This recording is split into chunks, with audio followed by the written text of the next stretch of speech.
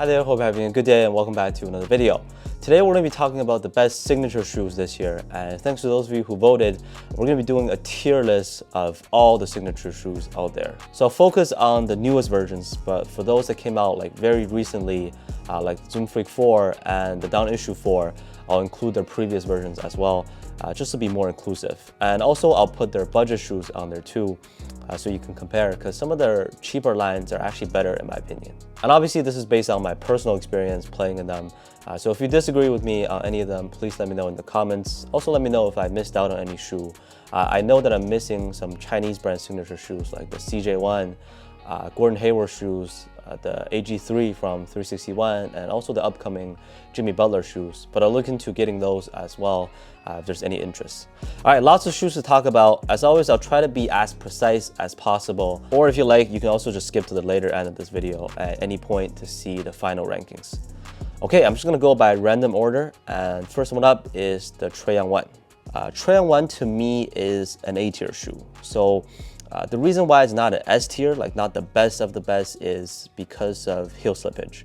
You know, heel slippage is a pretty big problem. The traction is good.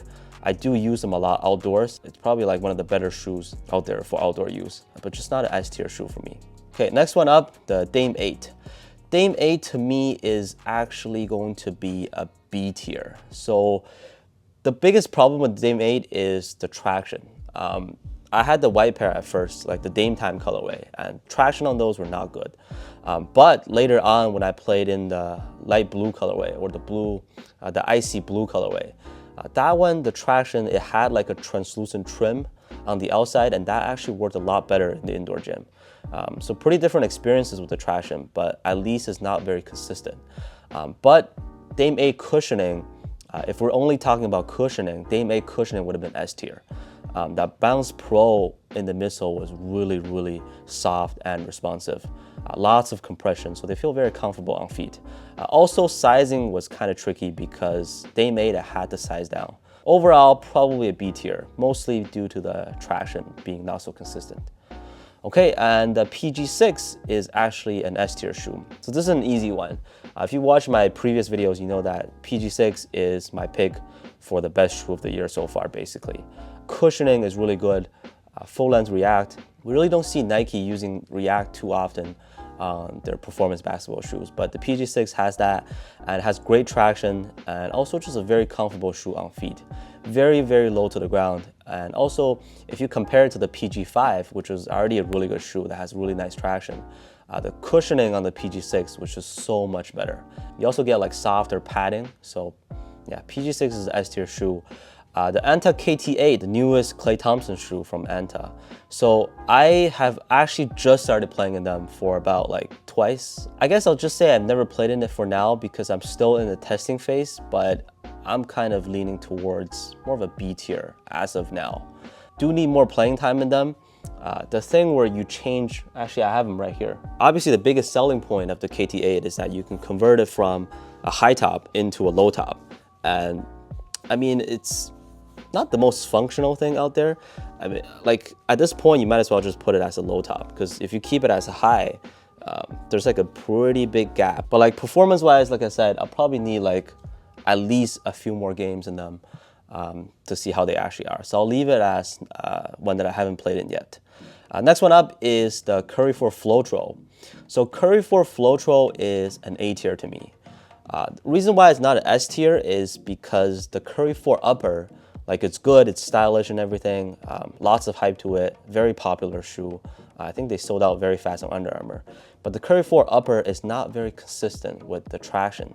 So this shoe has amazing traction. Like it works really well in the indoor gym, but it almost like works too well. So you almost stop too hard to a point where like the support on the Curry 4 Upper is not good enough to contain your feet, if that makes sense.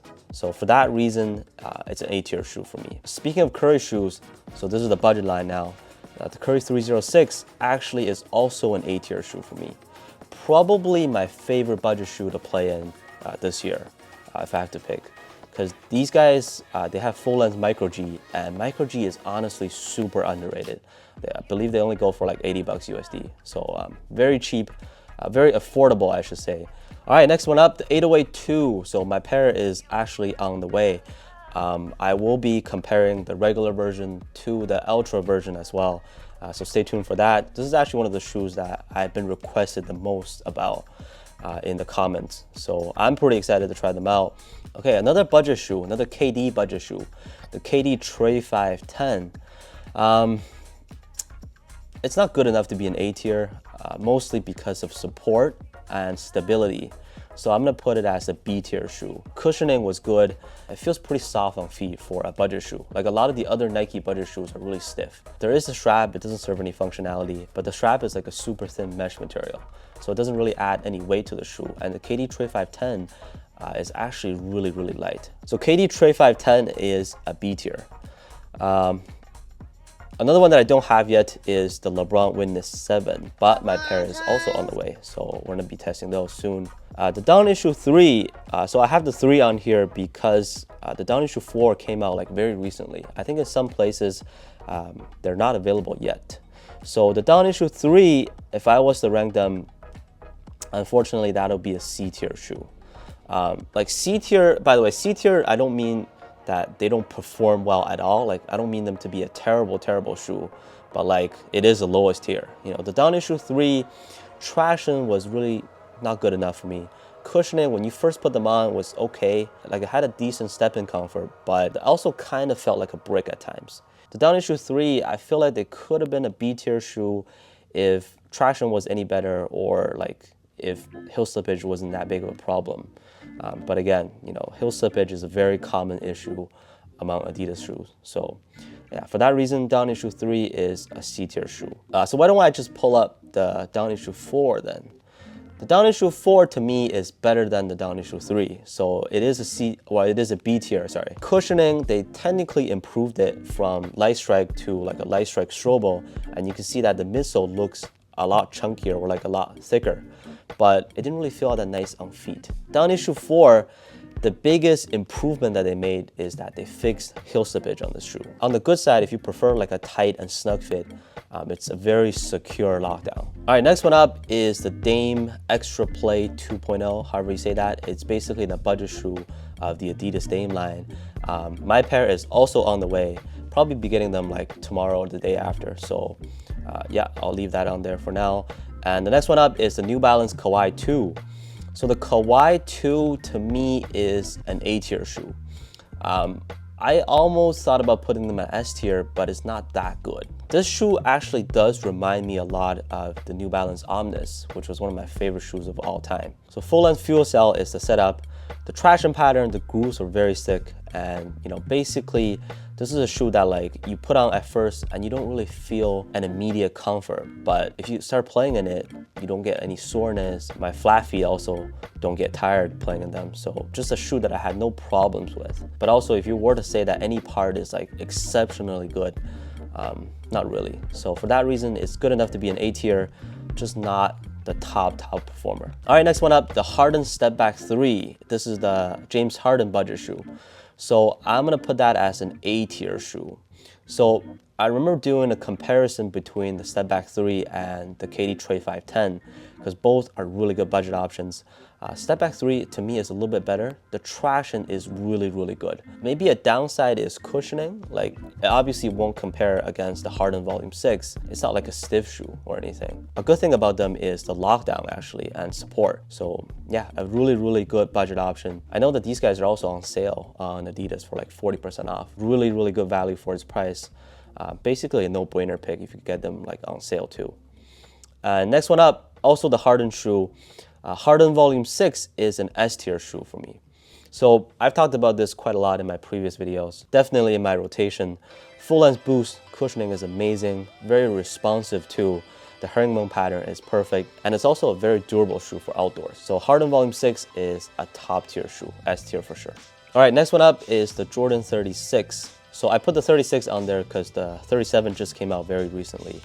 The 36 is an A tier shoe to me. I know that a lot of you have commented saying that you had problems with your pinky toes hurting from wearing the shoe. I personally didn't have that from my experience, but I thought I should probably point it out. But other than that, traction works really, really well. The materials are just so much better compared to the Jordan 37. Okay, the next one is the LeBron 19. I also don't have the 20 yet.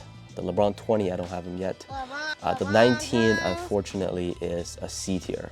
Actually, if I had like a D tier, I would have probably put them on the D tier too, because the LeBron 19 is a really bad shoe. It's not even stable. Being a high top, traction was pretty bad.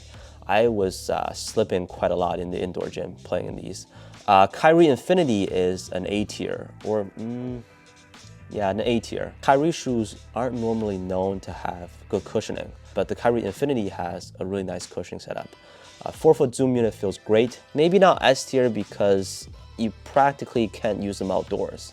I really don't think this shoe will last long outside. The Why Not 0.5, I'm probably gonna put them at B tier. So I had no like major problems with this shoe. Traction was like okay, like I'll give it a pass. Not the best traction, obviously, nowhere near that. Cushioning was decent. A good thing about them is that they're really good for wide feet. I think Westbrook himself has like really wide feet. The lockdown wasn't that good. If you want like a tight and secure lockdown, like a good wrap around your feet, these guys, the upper didn't really contain your feet really well enough. So I'll put them as a B tier. Next one up, the Zoom Freak 3, I also had them on there because the Zoom Freak 4 just came out. So the Zoom Freak 3, it's between B or C. I'm probably gonna put them as a C tier shoe. Traction, especially compared to the 4, was really just not good enough. And also the strap was pretty meaningless. Added some weight to the shoe, which I thought was just unnecessary. Overall, it was just a lot more stiff than the Zoom Freak 4. Not a very comfortable shoe. So I'll put them as a C tier. So while we're here, the Zoom Freak 4 is an S tier shoe. So I absolutely love playing in this shoe. Like, this is one of my favorite shoes as of now, definitely in my rotation. Probably the best part about them is the cushioning. You get a lot of compression in the heels, very soft on feet, and also the 4-foot zoom units was actually great. You can really feel the 4-foot zoom units, even if you're just like slowly walking in them. The materials were cheap, but it was never really the selling point of the Zoom Freak line, right? Very good shoe, a solid performer. I've had no issues with it. So the Zoom Freak 4 is one of the best out there. All right, next one up, Zion 2. This one really surprised me. I thought they looked really ugly at first. I was basically expecting a very heavy and chunky shoe, but they're actually not bad at all. So the traction works really well, and the cushioning was pretty decent too. In my opinion, they're actually a very waifu-friendly shoe. The strap is actually placed closer to the front part of the shoe, but it didn't bother the toe box fit. I actually thought the toe box was a flexible fit. These guys didn't give me any soreness, or my feet didn't really feel tired at all playing in these. Basically thought the Zion 2 was gonna be a C tier, but you know, really surprised me, and the Zion 2 is an A tier shoe. So the Puma Mb1, I believe I have the lows and regular on here too. So the low top is almost an S tier. I'll put them as an A tier because they are also on the heavier side. The low top was actually slightly heavier than the regular when I measured them. So the translucent also traction was amazing. Cushioning with nitro foam was also really good. Very comfortable shoe on feet. Took me no time to break in at all. So the lows are an A tier. Also the same with the regular version, Mb1s. Just to remind you, they do pick up a lot of dust. So on a dusty court, you're gonna have to wipe a lot. Okay, so the next one is the Jordan 36 Low. That one also is an A tier. So the Jordan 36 Low, unlike the Puma Mb1, the low top and the regular version didn't really have much difference at all. It was basically just a lower cut. So you can expect the exact same level of performance. Okay, and the Jordan Luka 1, this is one of the bigger releases this year, a very popular shoe. These guys were actually reselling a lot. I was thinking either S tier or A tier. Yeah, I'd probably put them as an A tier. The Luka 1's traction is probably the best of all shoes I've played in this year. Amazing traction.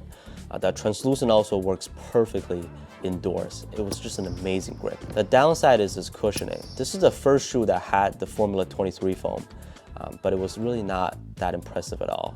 Almost had a little bit of a stiff feeling to them as well. So because of cushioning not being so good, this did not make it to the S tier, but also a very affordable option as a signature shoe. Okay, so next one up, the Wave Wade 10 is an S tier shoe. One of the best performers in my opinion with the full length boom. Boom was actually very comfortable on feet, also very, very responsive. I think a lot of people think the traction might be the best part, but in my opinion, cushioning was the best part. I would recommend going a half size up with the Way of Wade 10. They are very expensive. Yeah, other than that, just a perfect shoe, S tier performer for sure. And the Jordan 37. Jordan 37, C tier. Maybe a B tier because of how bouncy it is. Yeah, but like, I really just hate the shoe, man. Like, I'm not really questioning the durability of Leno Weave, but for like the amount of money that I'm spending, you know, I'd much rather get the Way of Wade 10, not the Jordan 37. Like, the materials are so bad. Another big problem with the Jordan 37 is that the more I started playing in them, I started experiencing soreness. I had some inner foot pain as well. If you are looking for a very bouncy and responsive shoe, these guys might do it for you. So the Jordan 37, unfortunately, I know this might be a hot take, but to me, this is a C tier shoe. And the KD 15, the KD 15, okay, at the very, very least is a B tier. Could have also been an A tier, but it's just a very narrow and snug fit. As long as you have wide feet or like slightly wider feet, this is just not a good shoe to you. And it's not like you can just go half size up or anything, because a lot of people are experiencing heel slippage. In my case, heel slippage was actually okay, but like I said, it's just a super narrow fit. It works for KD himself, I guess. The KD 15 is just a shoe that like, it either works for you or it just doesn't at all. You know, there's no like in between, if that makes sense. Traction was amazing though. The KD 15 traction is probably like a top 3 among all shoes. Full length zoom strobo, you can't really go wrong with that. The only thing is the fit. Like, I had some major discomfort towards the side of my foot. Kyrie Flytrap is one that I got recently and didn't really like it too much. The Flytrap line in general has been really good for outdoor use. I do see a lot of people playing in them outdoors. So basically, they're a solid performer, but nothing really good about it to, you know, make them an A tier. Next one up is another budget shoe that I put on here, the One Take 3. This is the Russell Westbrook budget line. These guys, in my opinion, are actually better than the Why Not. So I'm gonna put them as an A tier. The best thing about the One Take 3 is that they are super light. Probably the lightest shoe on this entire list. Very solid traction. They worked fine for me, no issues at all. And what surprised me about the One Take 3 was that the cushioning was actually really, really nice. It was a lot softer compared to a lot of the other budget shoes. Okay, the next one, a lot of you might not know about it, but it's the Langston Galloway signature shoe. I have them, I play them a lot actually, so I thought I'd mention them here. I would put as a B tier. This is basically like a wild card among signature shoes, right? Like, if you want to look different, you know, like most people are playing in KDs, KD 14s, Kyrie's, Kyrie 7, Kyrie Infinity. Cushioning was actually really nice. The only thing is, in this shoe, I had a lot of heel slippage. So if not for heel slippage, I might have even put them as an A tier shoe. But yeah, like, it's not a very secure fit. Stability is, you know, not the best. Okay, so the next one up is the Giannis Immortality 2. These guys, unfortunately, I think are just not as good as the first version. Like, they look super similar, right? Actually, sorry, I think I might have used the image of the first Giannis Immortality. But I meant to say the Immortality 2, not the first Immortality. The first Immortality, probably even an A tier or B tier, at least. One thing that they changed was that it became a lot tighter in the midfoot area. To that point, it just simply didn't work for me. My feet felt super tired.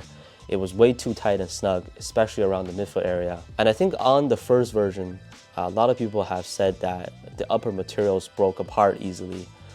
So just to be honest, like, all these shoes, obviously I'm not gonna get as much playing time as a lot of you will. So in my case, the first Immortalities were fine. I even played with them outdoors at times. That could be an issue. On the Immortality 2, they did not fix that. The Kyrie Low 5 is an A tier shoe. So the Kyrie Low 5 is probably one of my favorites too. I do actually use them a lot. You know, I play with them outdoors because I got the XDR rubber version one. Really good traction indoors, and cushioning.